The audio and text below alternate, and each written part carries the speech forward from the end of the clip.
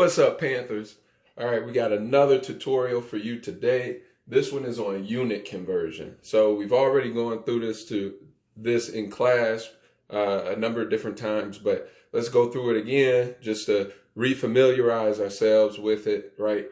And get some more practice. All right.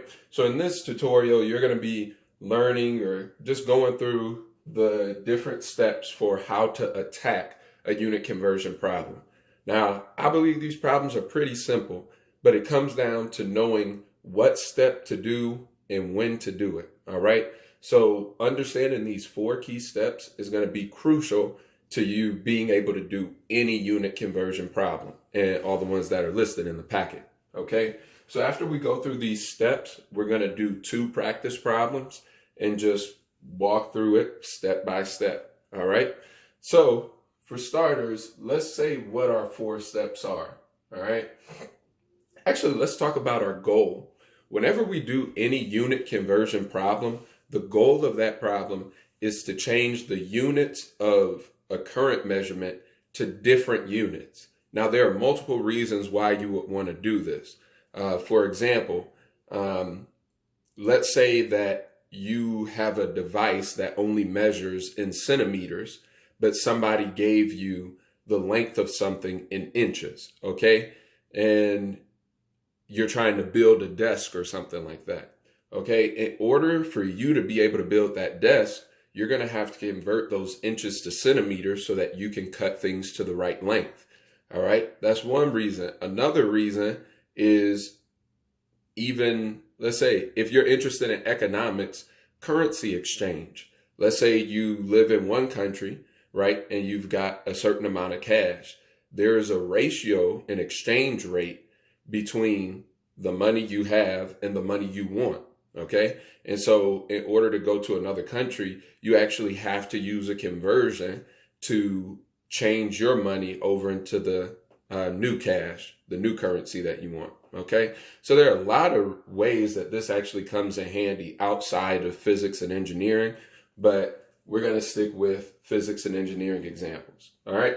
So step 1, you want to multiply by a fraction. Now, if you all can remember some of those problems we did before, right? You are given a measurement, a number with its unit, and you're going to multiply by some fraction. Something's going to be in the numerator, something's going to be in the denominator. Now, the next step you want is to cancel out the units you don't want anymore. So the units that are on the measurement that they give you, those are the units that you don't want anymore. So you need to figure out where in this new fraction you need to write those units in order for them to cancel out. Okay. And again, this is pretty abstract. We're going to do the practice examples as well. Step 3 is to write the units that you do want, right? Because after you've canceled out the ones you don't want, you still need to write the ones you do want. Otherwise, there will be no units in the problem. Okay. And then step 4 is to write the ratio. So it depends the ratio depends on the units you're working with. If you're changing something from minutes to hours, then you've got 60 minutes in 1 hour. If you're changing something from hours to days, you've got 1 day equals 24 hours. So, if you're doing feet to meters, centimeters to inches, things like that, those ratios vary.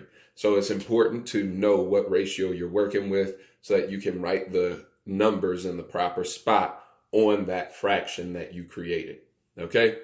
And then with step 4, you just multiply straight across and you'll be left with one set of units and a final answer. Okay. So let's go ahead and do 2 practice problems. The first one we're going to work with is converting something from minutes to hours. Okay. So let's say we have 7.1 hours and we want to convert that to minutes. Actually, instead of 7.1, let's make it 1.34 hours. Okay. So we've got 1.34 hours and we want to convert that to minutes. All right. So first step is to multiply by a fraction. So I'm going to make a multiplication sign and a fraction. Straightforward. Multiplication sign and fraction every time. Okay? Step 2 is to cancel out the units you don't want. So I want to change my hours to minutes. All right? So the units I don't want anymore are hours.